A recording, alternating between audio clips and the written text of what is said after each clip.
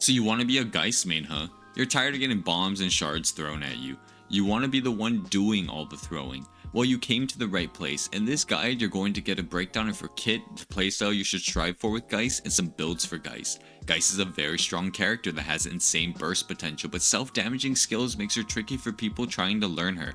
In the right hands, any fight can be turned in your favor. So in this video, we will be helping you become an old lady with an oath to keep.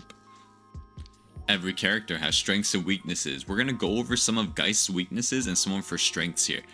Geist has very strong burst damage with her Essence Bomb and Malice Shards, all with low cooldowns that allow her to constantly harass during any part of the game. You're never going to want a neighbor with Geist. A built-in silence that will allow her to pinpoint enemy carries or annoying abilities to keep them out of any fight. You're going to see a haze, you're going to silence that haze. Low committal approaches with far casting abilities make it a pain to finally catch the Geist if she plays right. With her soul exchange, she will be able to control the tempo of most fights. If she is at low HP and has ult, you're not going to want to get close. Those all sound great, right? Well, let's not forget about the weaknesses that Geist has. Her great burst damage comes at the sacrifice of her own HP, as her first and third skill use your own HP to cast. You will constantly be playing on the edge of life and death. Geist does not have the best legs nor any fancy movement abilities. If she gets caught with no swap, she's in for a bad time and she's probably dead. Remember when I said she's low commitment? Well, that's true except for her ult. As Soul Exchange does not have much range, she will have to commit, meaning in a 6v6 team fight, it's harder to use her ult. Her gun has great damage, but it has such a small hitbox, and it's a single shot revolver, making every shot have to count. Bad aim can make early lane feel rough and your damage feel sluggish.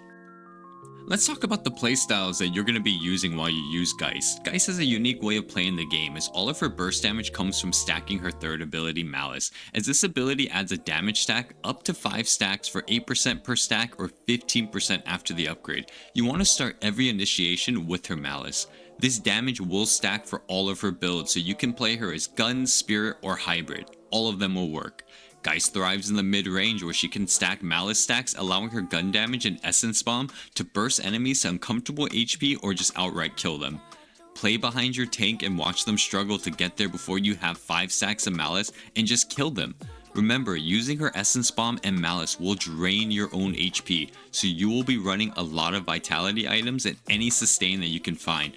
Life Drain will not be enough to keep you up, you will need to run Vitality. Speaking of Life Drain, it has a built-in silence. While most characters are out there buying silence in any form they can, you just need to upgrade to it and find the person you want to silence, so you constantly need to be on the lookout for that. Be ready to assassinate enemies while on low HP with their soul exchange. You're never out of the fight. Use corners and use veils to find unsuspecting targets and get them with the swap. Geist is allowed to be low committal and still dish out damage. Always use this to your advantage. We're going to quickly go over the kit that Geist has and any of the upgrades that come to her abilities. So we're going to start here with Essence Bomb. Essence Bomb is Geist's first ability. Now what this is a powerful AoE explosion that scales with spirit power. The unique thing about this ability is that it does 30 self-inflicted damage to you that also scales with spirit power. This is one of those abilities that is going to be damaging yourself during the whole game. Now the first upgrade for this ability is a 2-meter radius increase to the initial explosion and the final upgrade that you will be getting with this ability. The second upgrade is going to be a 60 flat damage increase that will scale with your spirit power on the initial damage that you do. Now the third upgrade is Essence Bomb is going to leave an AoE poison on the ground. Any enemies that walk across it are going to take a lot of damage. This is really good for area denial and this is really good for farming lane. The second ability that Geist has is a powerful siphon ability called Life Drain that, as the name implies, allows you to drain HP from enemy heroes or minions as long as Geist has line of sight and they are still in range. She is able to cast and shoot while using Life Drain, so this is a perfect ability to use when you're facing any opponent in a 1v1 or an open space. Life Drain does have an alternate cast on teammates, which gives some of Geist's health to her teammates. That's a really good way to keep sustain up in the early lane. Now the first upgrade that Life Drain has is it's going to give 20 damage per second while you're draining somebody. The next upgrade that Life Drain has is it's going to actually increase the total duration that Life Drain has for 2 seconds. You're going to be sealing health for even longer. Now the final upgrade, which is the most impactful upgrade for Geist, is that anybody that you're draining life from is now silenced. This allows you to pinpoint enemy carries or annoying abilities and take them out of the fight. The third ability Geist has is called Malice. Malice is a very fast projectile that comes out as 3 Malice shards thrown in front of Geist. This ability does self-damage Geist for a flat damage of 32 scaling with spirit power. An extra effect of this ability is that it slows the enemy for 15%. These shards stack up to 5 stacks, each amplifying damage by 8% per stack. The first upgrade on Malice is going to be a 3-second cooldown reduction, which makes this ability come up every 3 seconds now. The second upgrade on Malice will be a plus 40 damage increase that also increases the self-damage Geist does to herself.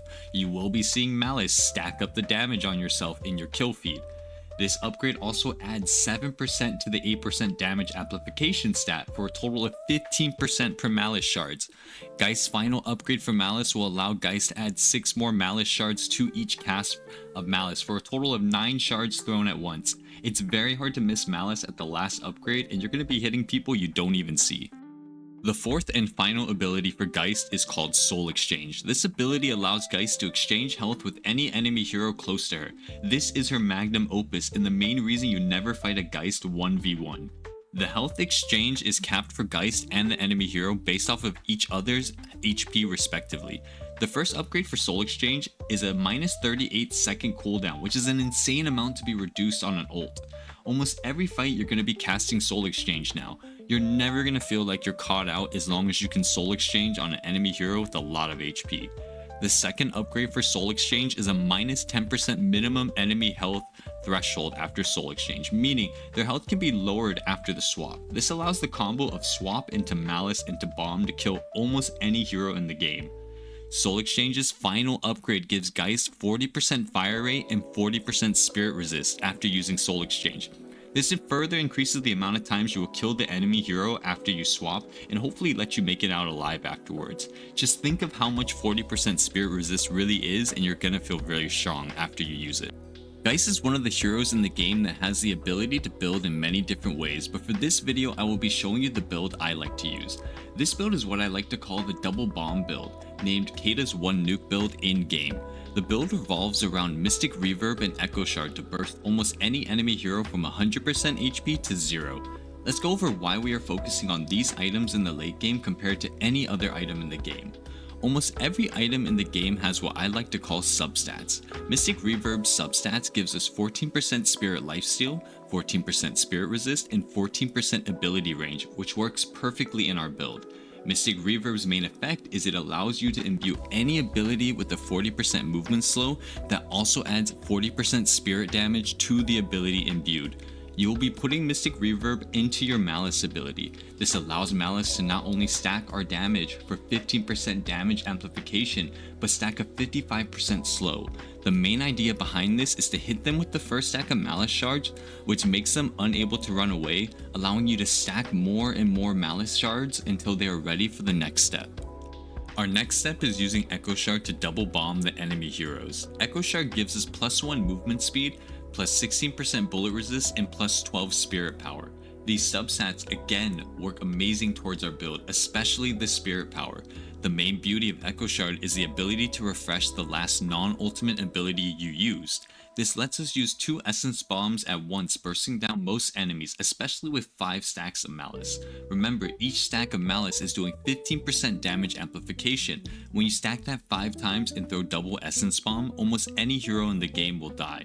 If they don't die from the initial explosion, the after effects on the ground might get them next. An extra effect of using this combo is that the after effect of Essence Bomb does stack on the ground. Your main idea here will be to use Echo Shard for Essence Bomb, but don't be afraid to use Echo Shard with Malice if you miss one to keep your stacks up. Remember, you need to keep the stacks of Malice up to make sure that they're low enough that the double bomb is going to kill them. The rest of this build all works towards building up into your main combo that we just talked about. You're going to buy early 500 soul vitality items to keep your sustain up. Items like extra regen, sprint boots, and enduring spirit. This is going to help your HP stay balanced while you use it to cast Essence Bomb and Malice. Mystic Burst and Mystic Reach are great 500 soul spirit items to control your early lane or even kill your enemy laners. Mystic Burst is going to make your Essence Bomb start hitting for 200 damage pretty early on. Don't forget your cheap 500 weapon items. You really want to fill these slots even though it's a spirit build. Restorative Shot and Hollow Point Ward work really well towards this build as they give sustain and spirit power. Before the mid game starts, you'll rush Enduring Speed and Fleet Foot to help you rotate between lanes and escape stickier situations. This also allows you to jungle quicker. When you finally reach mid game, you're going to have the same thought process as your 500 items, just with better items here. Spirit Lifesteal and Healing Booster for sustain, improved cooldown, improved reach, and Mystic Vulnerability for damage. Again, you're going to fill your slots with better weapon items like Soul Shredder bullets and Mystic Shot. This is going to help you finish off enemies in the mid game, and they work really well with the build. It's also a good time to sell Fleetfoot and grab Warpstone, since Warpstone is going to be better for stickier situations. You could run both if you really hate how slow Geist is. In the build, we also have a section for extra sustain like bullet resist and shields. I do like resist a little better than the shields, but you can run shields if you want. And we have counters for every character in the game. As hard as it is to deviate from a build, it's worth spending some items on a good counter. So before we end the video, we're going to go over some important tips to remember here. Number 1. Geist has insane burst potential at the cost of her own HP, so you should make sure you buy a lot of sustain. I cannot stress this enough. You're going to be using your HP as a resource. You have to make sure that you have a healthy amount in case you do not have life swap. Number 2. Geist has no movement ability, so invest in escape options and movement speed. Warpstone will be your best friend here. It's going to get you out of so many tricky situations. Number 3. Play from mid-range to control the pace of the fight. Geist has insane range to harass enemies on the ground. She also has really low cooldowns on her 1 and 3, so you're going to be able to harass even more. Number 4. Malice, Malice, Malice. This ability is broken. Every single fight needs to be initiated with this ability. 15% damage amplification times 5. Do you really need to say any more? Number 5. Geist's gun has insane damage potential, but it's not forgiving at all. The headshot multiplier with your gun is insane though. If you have good aim, it's worth investing in a Geist gun build.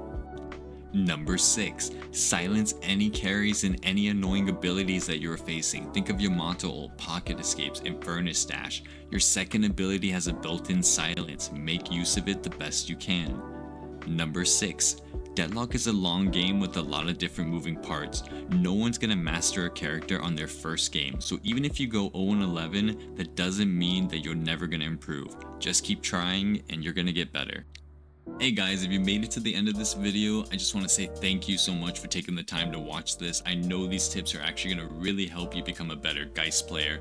It really all comes together the more you play.